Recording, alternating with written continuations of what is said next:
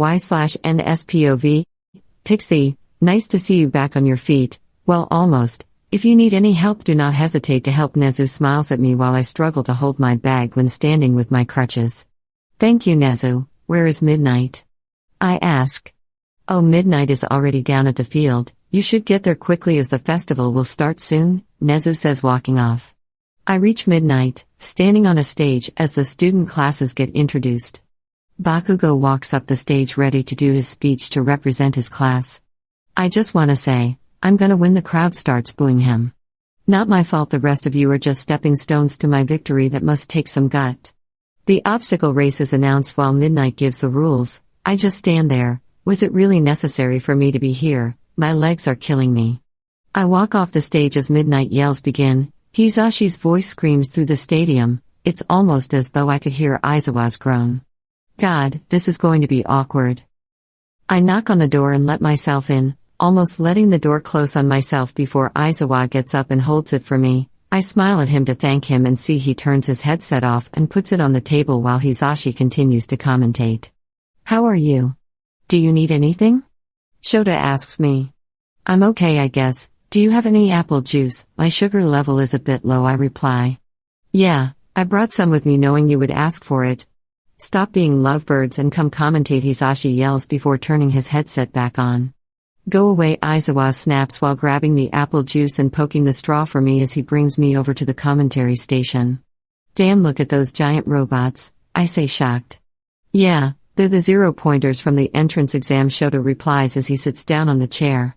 I get tired of standing, my legs collapsing on themselves. Aizawa sees my struggle as grabs my hips to bring me to sit on his lap. I get comfortable, to hear him quietly moan in my ear. Sit still. He whispers. Why? I smirk. I think Hisashi would like to hear that I can make you fall under my will.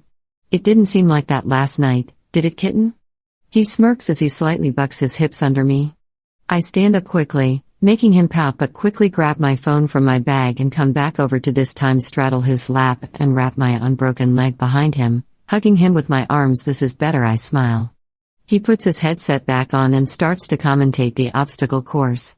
I cuddle into his shoulder while drinking my apple juice and scrolling through my phone. Shota, I'm tired, I say in his ear. Unfortunately, the headset picked this and the whole stadium. Who was that? The people in the crowd shout. Guys, don't worry about that. Look at Midoriya coming up to the last stage of the obstacle course, Hisashi says, turning the attention of the crowd back to the festival. Aizawa turns his headset off and wraps his arms around me. God, everyone heard me, I say as I hide in his shoulder as he laughs.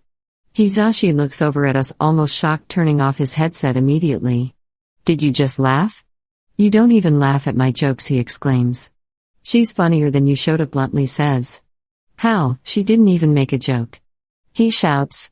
Sorry, Hisashi. I smile at him and lean more into Shota. Are you two dating now?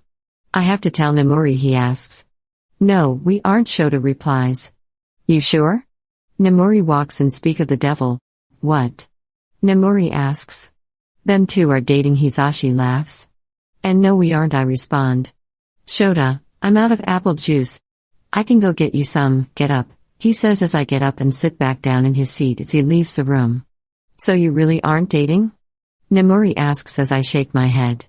Did you at least use the condom? I stay silent and look away, hoping she would change the subject. You did? Oh my God, yes. She screams while Shota comes back in, passing my apple juice and putting me back on his lap so I could cuddle into him again. Well done, my man. Finally done the deed, Hisashi laughs while Shota looks over to me confused. They know, I state. How? He asks. I didn't mean to let them know, it just came out. That's exactly what it did, isn't that right, Shota? Nemuri wiggles her eyebrows. Be quiet, Nemuri, he responds in his monotone voice. How did it feel for your first time, YN? I bet you were screaming. Shota always seems like he'd be good in the sheets. I'm not going to discuss my sex life with you, Nemuri, Shota says. Okay then, YN, tell me everything, she smirks over to me. I start to stutter. Don't say anything, he says to me. How come you two aren't dating then? Nemuri asks. I don't have time for this, I need to get back to work, Shota says, putting on his headset, leaving Nemuri to wink at me and walk away.